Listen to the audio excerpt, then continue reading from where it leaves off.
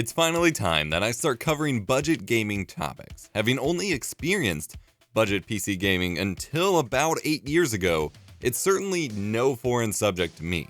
But I wanted to wait until I was in a better position with the channel to market the content and to make the purchases necessary to cover a wide variety of topics on the subject. I thought we'd start with a kind of bridge between worlds entry point, the new AMD Ryzen APU. Specifically the cheapest one, the 2200G. Many of the larger tech channels received press kits of these chips, along with like $400 worth of memory, finally realized what the NVIDIA GT 1030 was and started calling this a budget gaming setup. While it's certainly budget if you want brand spanking new hardware, this is still too expensive for the real budget gaming market, but I think it is a solid value for what you get, so we're still going to be taking a look. Right after this. Useful tech education and gaming nostalgia that won't put you to sleep. Get subscribed and turn on notifications so you won't miss the next guide. I'm EposVox, here to make tech easier and more fun, and I built a $350 Ryzen APU budget gaming rig. This is including rebates and sales from Newegg, which, like most of these videos, will not be 100% recreatable when you go to buy parts, but I felt they were reasonable representations of what you can find if you hunt for deals and rebates. I will say that Newegg's mail-in rebate process was very easy to do, just very slow to get your rebate. We'll be covering the main build and benchmarks in this video, then covering differences between single-channel faster memory versus dual-channel slower memory, and comparing it to an i5 2400 and GT 1030 rig in future videos. Here's the parts list. This idea started with a rebate deal on this Rosewill Blackhawk case for $20. And as I went on and on about during my build stream, it is an amazing case for the price. I honestly feel like this case deserves a much bigger build than what we've done here, so I may do a case swap in the future because this can hold so much more than what we have.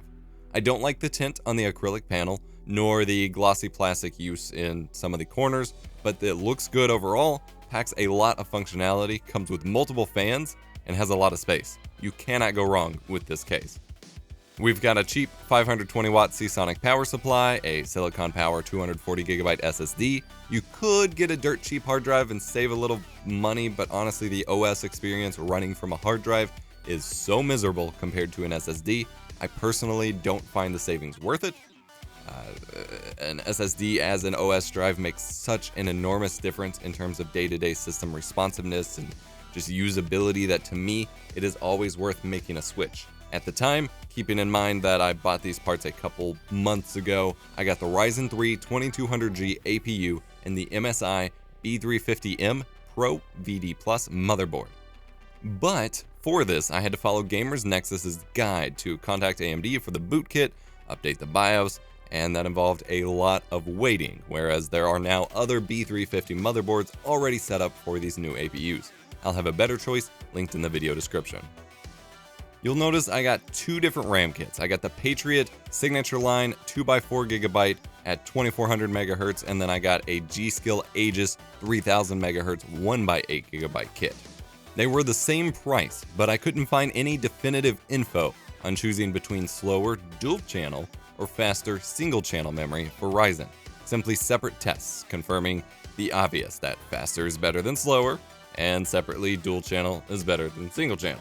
So I bought both so we can test for science. The round of benchmarks and tests in this video were done with the 2x4GB kit at stock 2400 MHz speeds. The building was simple. This tiny motherboard does not have enough fan headers for all of the fans in the case, but it honestly doesn't need it. It stays cool and is honestly the quietest machine that I have running right now. I targeted $300 for this build, but wound up closer to $350. It's certainly cheap, but performance compared to a build that I got for half of the price that we'll be covering in the future comparison is not worth it if you're truly on a tiny budget. That'll be for the next video. For now, let's look at those benchmarks. You've got skills. This build has the power. You've got attitude. But how does it handle the games? Play start.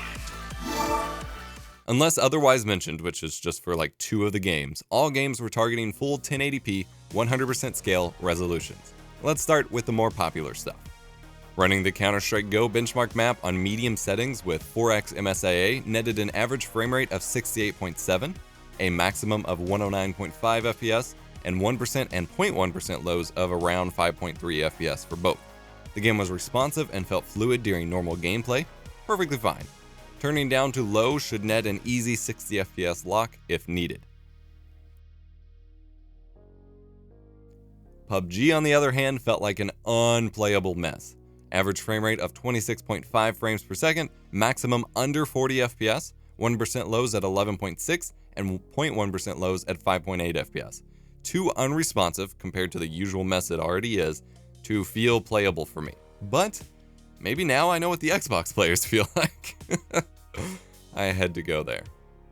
Radical Heights wasn't all that playable either. At 50% render scaling, 50%, and the lowest settings, we're talking around 25 to 40 FPS with the game feeling horrible and unresponsive. At 540p! No thank you. I do not understand what's up with these Battle Royale clones and not being optimized. Fortnite, on the other hand, ran amazingly. This little APU is perfect for Fortnite, as most reviewers with faster turnaround time than myself have already covered. Frame rates averaged around 70.6 FPS, minimums at 51.3, which is incredible, 1% lows at only 48.1 FPS, and a max of 93.5 FPS. This game runs good, I just suck at it. Not my cup of tea. Dragon Ball FighterZ held up an average frame rate up against 60 FPS, with 1% lows at 41.7 FPS and 0.1% low at 25.8 FPS. Overall, it felt and ran great. And that one's a nope. Just kidding. Running the cracked 64-bit EXEs in my Steam folder lets Crysis run, but I had to force borderless windowed mode or it would lock my monitor to 24 Hz. Kinks aside, Crysis on medium 1080p averaged 55 FPS with a max of 82 and 1% lows at 27.4 FPS. It actually felt really good. Skyrim SE, that is the remaster, not the original, did not hold a very high frame rate, averaging 37.1 FPS, maxing at 60, and 1% lows at 20 FPS. But it actually felt really good for what you were getting. And I didn't even have the lowest settings on, but I felt like this was a good balance of performance and visuals, even when fighting a dragon. It actually felt very usable.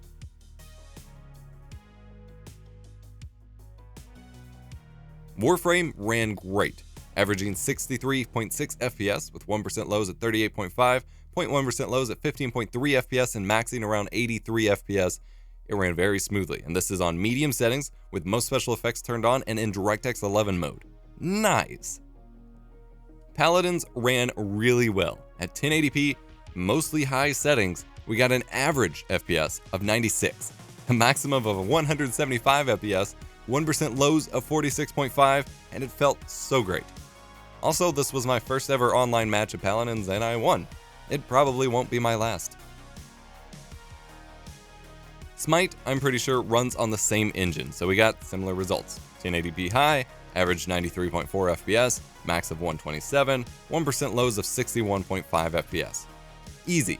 This match, however, was just against bots, so no bragging here. Path of Exile is very well optimized for what it is, but I turned settings to medium and left 4x MSIA on, and we averaged around 57.6 FPS, hit a max of 78.9, 1% lows of 34.6, and 0.1% lows of 25.2 FPS.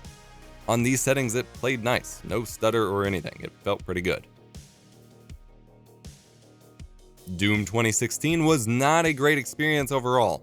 We're looking at averages under 30 FPS across the board, with low settings at full 1080p, but I will say switching to Vulkan gave us a few extra frames, which seemed to be enough to make it feel responsive and actually playable compared to OpenGL, so there's that. Iron Sight ran great at medium to low settings, averaging 97.3 FPS, a max of 180 FPS, and 1% lows of 55 FPS.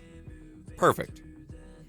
I tried running Black Ops 3 to get a general idea of Call of Duty performance, but there weren't many matches to get into, and even on lower than 100% resolution scaling and low settings, I found it to be too unresponsive to be playable. Lastly, good old Minecraft. 1080p, mostly higher settings turned on with Optifine, we averaged 126 FPS and hit a max at 280.7 FPS. However, those 1% and 0.1% lows are under single digits. There were many bits where it was loading new chunks where it almost completely stopped. This may be due to the fact that gaming while the CPU is just taxed to 100% non-stop and streaming all of that data was too much, but the core gameplay did feel fluid. So if you're willing to lock the frame rate to 60 FPS max in the settings, it runs great and these hiccups do not seem to happen at all.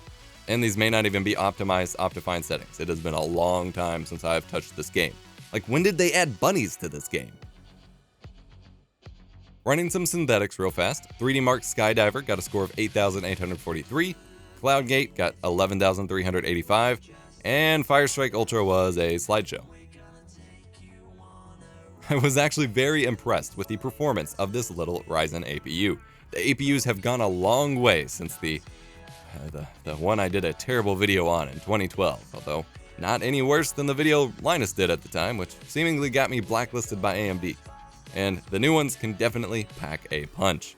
But at $100, you can buy an entire older system for that $100, and I have a rig that costs half of the price of this one and required much less work to get together that competes performance-wise. But if you're looking to do your first build yourself in general, or just want to buy new and are on a low budget, I can definitely recommend the Ryzen 2200G for light 1080p gaming, a home theater PC, or even a beefy family office PC with some light gaming in mind. In future videos, I'll do that comparison I keep teasing, as well as the RAM tests I mentioned earlier. Got any more tests you want to request? Comment below. Until next time, thank you for watching. I'm Fox. Hit the like button if you enjoyed. Get subscribed for more awesome tech content, and I'll see you later. This video is sponsored by viewers like you. Our videos would not be possible without the generosity of those of you who contribute to one of our fan funding options, be it donor box, Twitch subscriptions, direct contributions via PayPal, or Patreon. To join our inner circle and get behind the scenes looks at videos, go to eposvox.com/support to learn more, and join us on Discord at eposvox.com/discord. Thanks.